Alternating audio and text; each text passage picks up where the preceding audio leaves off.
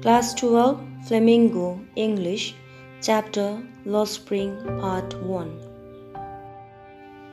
Lost Spring by Anis Young, Stories of Stolen Childhood.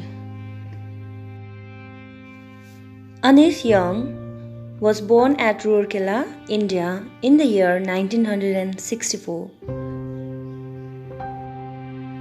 In this story, Lost Spring, she describes the pitiable condition of poor children who have been forced to miss the joy of childhood due to the socio-economic condition that prevails in this man-made world. These children are denied the opportunity of schooling and forced into labor early in life. Anis Young gives voice to eliminate child labor by educating the children and to enforce the laws against child labor by the government strictly.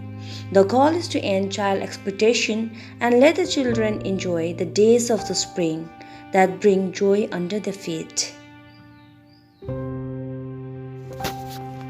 Part 1.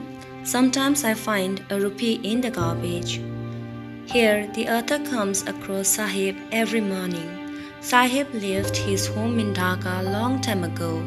He is trying to sponge gold in the heaps of garbage in the neighborhood.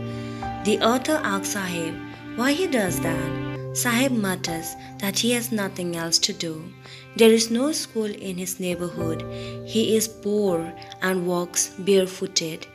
There are 10,000 other shoeless rag pickers like Sahib.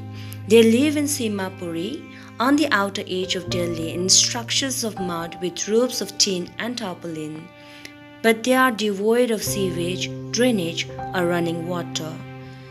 They are actually the squatters who have come from Bangladesh back in the year 1971. They have lived there for more than 30 years without identity cards or permit. But of course, they have the right to vote with ration cards to get grains, and to them, food is more important for survival than identity.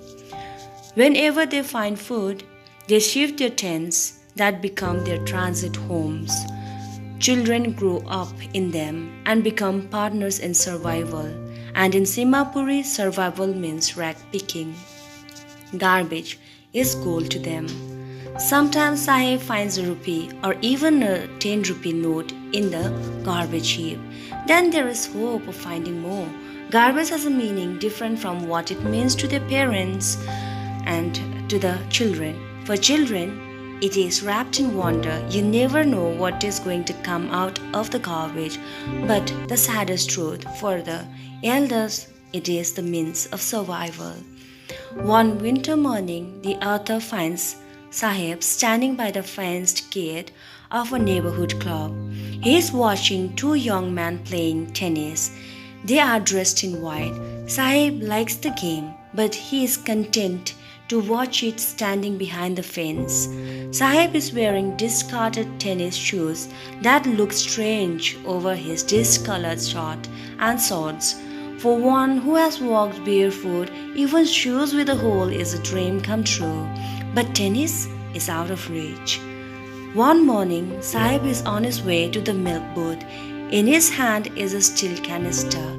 He now walks in a tea stall. He is of course paid 800 rupees and all his meals. But Sahib has lost his form of freedom. Sahib is no longer his own master. His face has lost the carefree look. He doesn't seem happy walking at the tea stall. But the irony is in his name. His full name is Sahib-e-Alam, which means Lord of the Universe. Now we will be looking at the suitability and appropriateness of title. Lost Spring describes two stories of stolen childhood. Millions of children in India, instead of spending their days in schools and playgrounds, waste their childhood in rag picking or hazardous industries. Childhood is the spring of life, but millions of unfortunate children like Sahib and Mukesh waste is spring either scratching in the garbage dumps of Simapuri or welding glass bangles in the blast furnaces of Firozabad. Their childhood is lost to the demands of survival, hence the title is quite apt. Kindly go through the important portions now.